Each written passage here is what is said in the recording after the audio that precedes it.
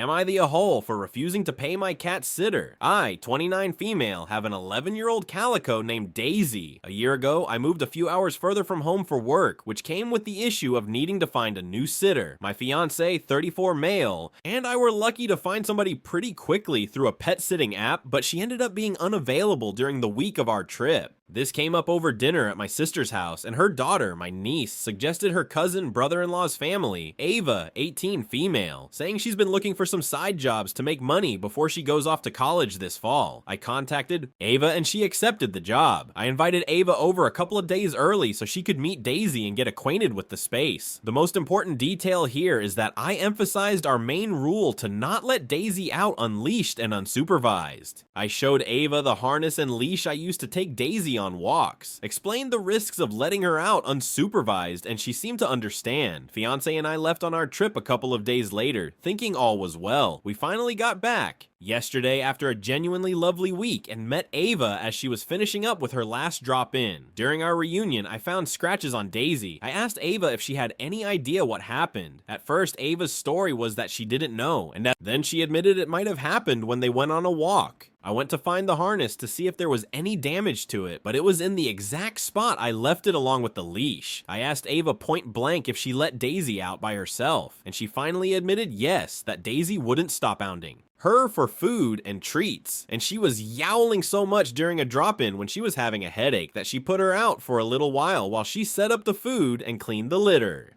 She then forgot Daisy outside all night. She said she realized when she dropped back in the next morning for a feeding and a walk, and Daisy wasn't waiting just inside the door, that she remembered she'd put her out. So she tried shaking a bag of Daisy's favorite cat treats, which worked. She's a greedy little cat. I was furious at the point and asked Ava to leave. She asked what about the money, and I told her she wouldn't be getting paid.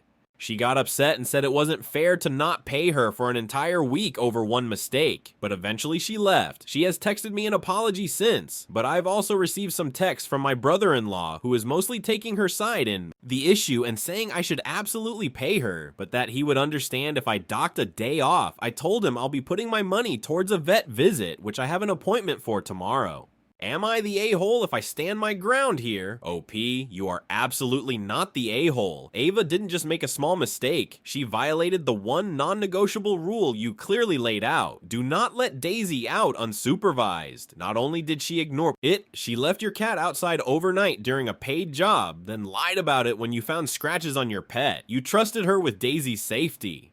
She broke that trust, put your pet in danger, lied to cover it up, and only admitted the truth when pressed. That's not a small mistake. It's a deal breaker for someone hired to provide responsible care. Let's be honest, she's lucky Daisy made it home at all, so in my opinion, you owe her nothing, not even a partial payment.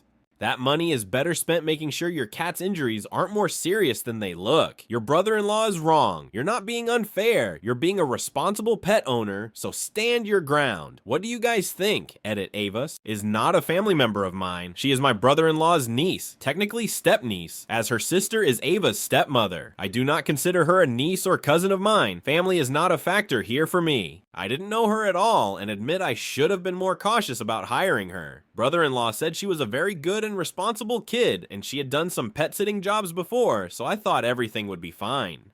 I won't be making that mistake again. 2, to those suggesting I still pay Ava but dock the vet bills from her pay. If I do that, it will result in her owing me money. I do not want to pursue legal action or try to get any money out of Ava. I have told her and brother-in-law this and expressed more than once that the best I will do is compromise and consider us square. I don't pay her. She doesn't pay any of Daisy's vet bills. And 3, I know results for certain things won't be available or reliable so soon. I will be doing follow-up appointments for further testing and assessments. Alright, the community agrees that OP is not the a-hole, and they've suggested a few ways she could go about it.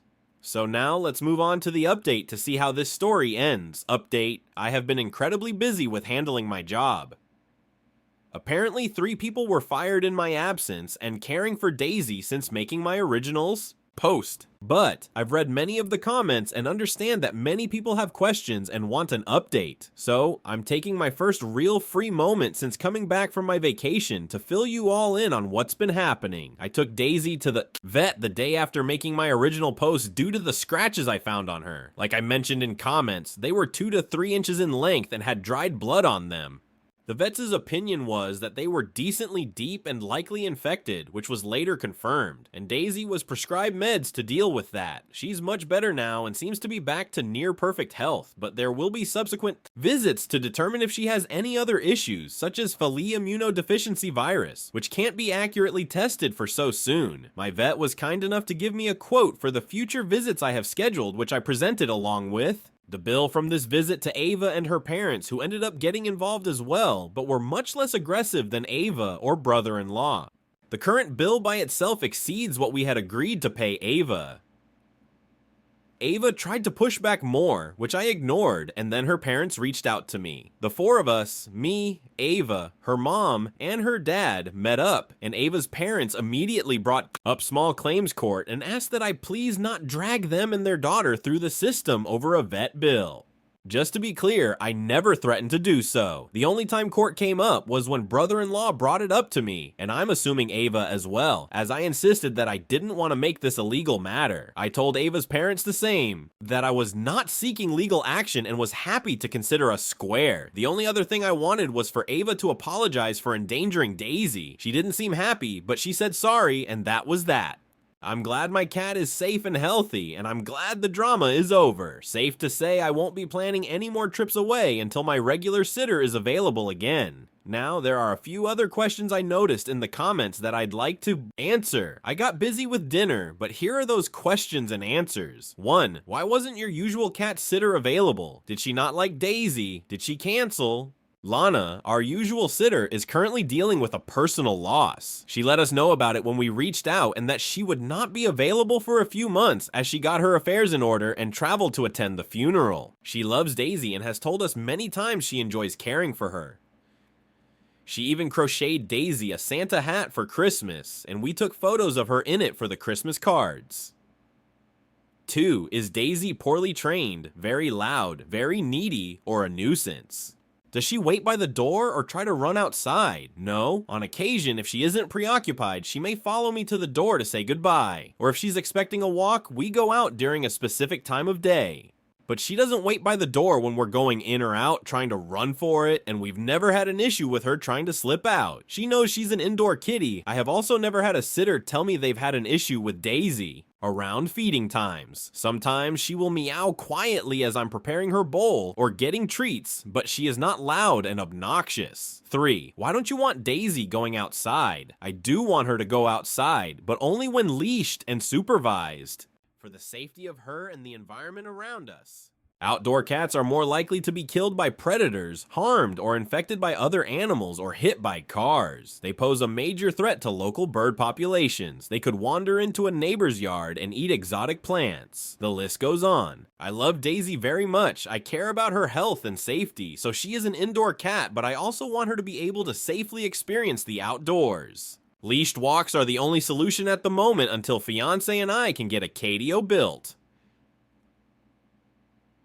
And 4, is Daisy spayed? Are her shots up to date? Yes and yes, but even with up-to-date shots, she can still potentially contract something. Thank you to everyone for your feedback and your support. Well, I gotta say, it sounds like you handled this in the best way possible. You were as fair as you could. And even though Ava dragged in her parents to try to do something about it, you were absolutely in the right the whole time, and they knew it. So here's wishing you and Daisy the best. OP, take care, and thanks for sharing. And now, let's move on to the next post that also has an update. Story 2AMI the a-hole, because I told my wife she isn't allowed to ground my son. My son is 17. My wife and I also have 3 more boys. 2 are from before our marriage, but I'm legally their father now. They are much younger than my son. My son is starting his senior year of high school next year and hoping to get an athletic scholarship. My son plans to spend all summer practicing. And yesterday, my wife asked him to tidy up the living room, and he said he was already on the way to the gym. She told him that he could go after tidying. He said he would do it when he got back, and left without giving her time to reply. She Sent him a text saying he is grounded and then called me to let me know. I told her I would talk to him, but he wasn't grounded. She said he disrespected her, and I said we could and would have a conversation about that, but there would be no grounding. This is my last summer with my oldest child, and an important summer because he's trying to achieve something that can make or break his future. I'm not going to risk ruining either of those things unless it's something really serious. She was very upset. I texted my son that he wasn't grounded, but that we wanted to talk to him when he came home. He said okay, and texted when he was leaving the gym to let us know he was on the way.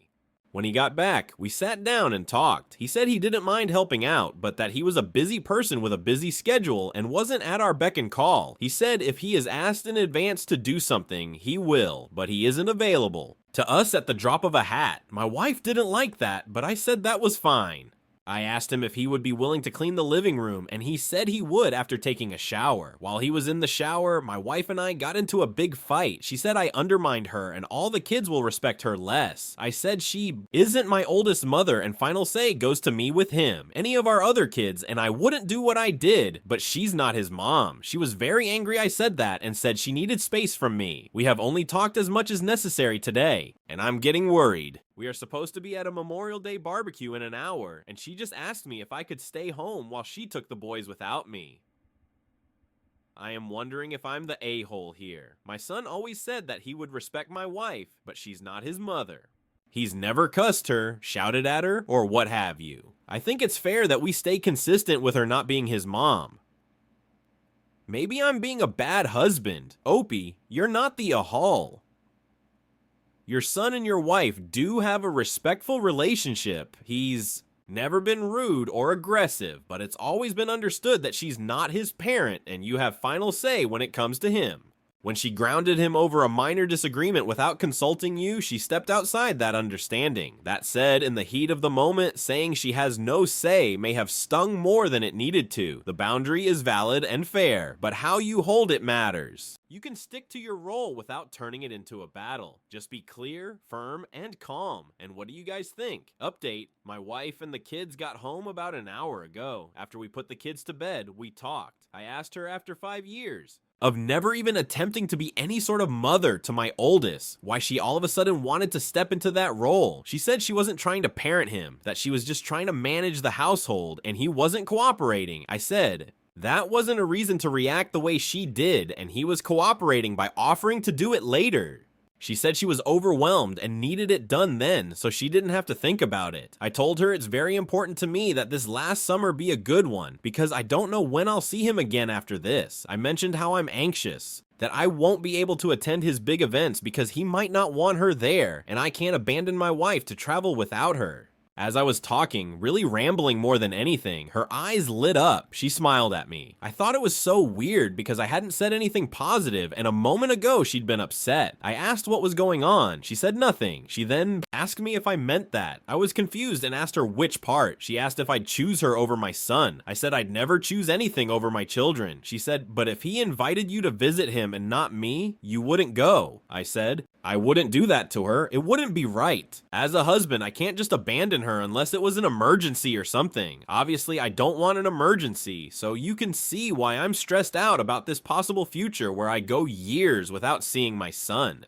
She said she understood and it wouldn't happen again, but the whole interaction was so strange. One moment she was upset and defensive. The next moment she was kissing me and telling me I was going to have a great summer and everything would be okay. The whole thing was so odd. I asked her how the barbecue was, and she said it was all right, but it could have been better if I were there, which I had no idea how to respond to. Anyway, I'm typing this in the bathroom.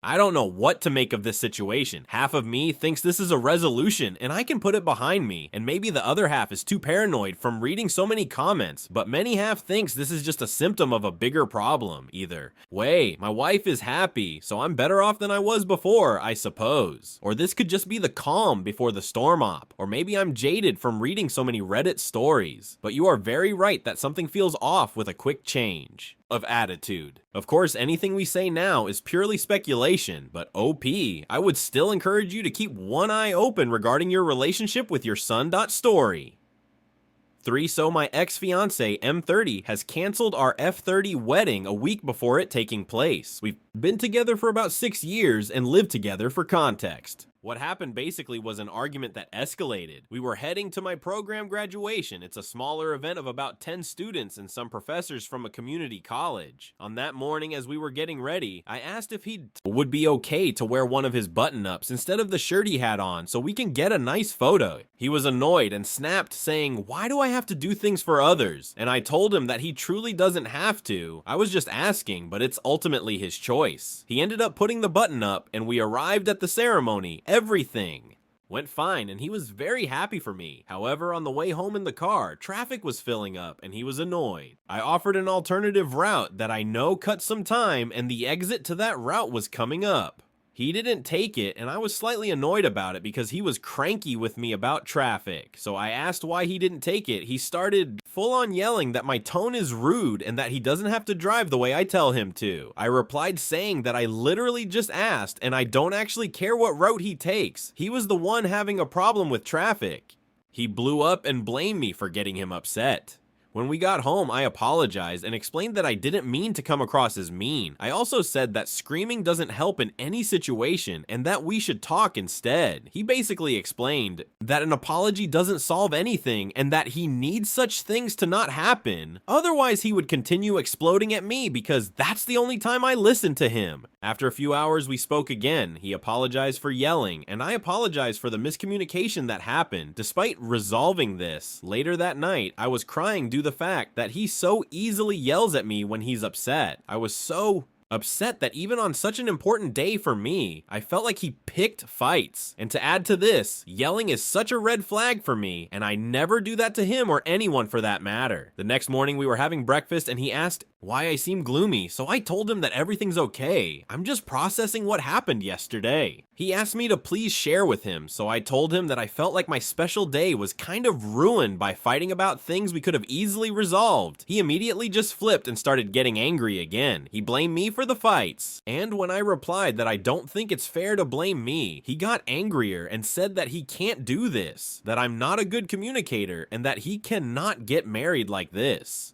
I was full on shocked. I thought he was talking out of emotion, like many times before, but this time he actually ended up sending a mass text to some guests to let them know that the wedding is called off. I was flabbergasted at the quickness and so confused. We started arguing and then had to leave for our days. Later that day when we returned, I asked if this is truly something he wants, to call everything off, and he responded with a confident yes, what I thought was an action. Out of anger seemed to be solid for him. For the rest of the night and the next day, I tried to fix things between us. After many hours of talking and lots of crying from my end, he kept explaining that I don't communicate well and that this cancellation my fault. I tried to offer some solutions, but he was full on with the decision to cancel and break up. I asked if we could give it another day or two to ensure this is what he wants before we cancel the venue. He declined and asked to cancel the venue and vendors immediately. So we did. The next day I went on errands and then met with my friend. It was truly such a hard day and I was heartbroken, still digesting this is happening. When I came home, he asked to talk and started crying that he regrets everything he said in the last days.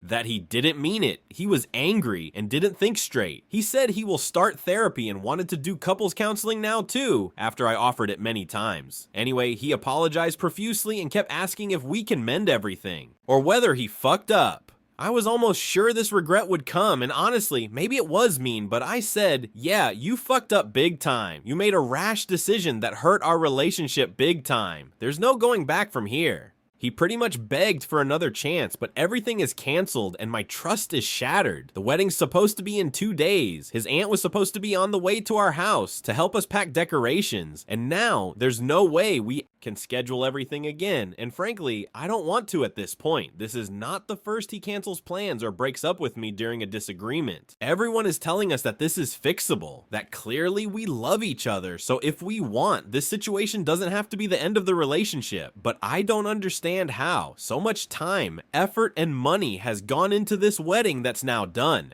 And plus, more importantly, I can't trust him anymore. I don't know what to do at this point. We were supposed to go on honeymoon right after, so now I'm thinking on going by myself. He asked if we can go together and spend that time to fix things. But I'm just questioning everything. I think I prefer going myself to do some soul searching. Should I call this quits and move on with my life, or take his word and start couples counseling? I love him with my entire heart, and we had many loving experiences between us over the years. We don't have any issues aside from such incidents, but I don't know whether it's actually possible to come back from this one. And on that note, here's wishing you the best. Thanks for sharing and take care. And that's it for today's video. Thank you so much for taking the time to watch it. Now, if you've gotten to this point in the video, I assume that you like these stories that I'm reading out. So here are a couple more that you might enjoy. And if you don't have any time to watch another story right now, save it for later, and also don't forget to hit that subscribe button.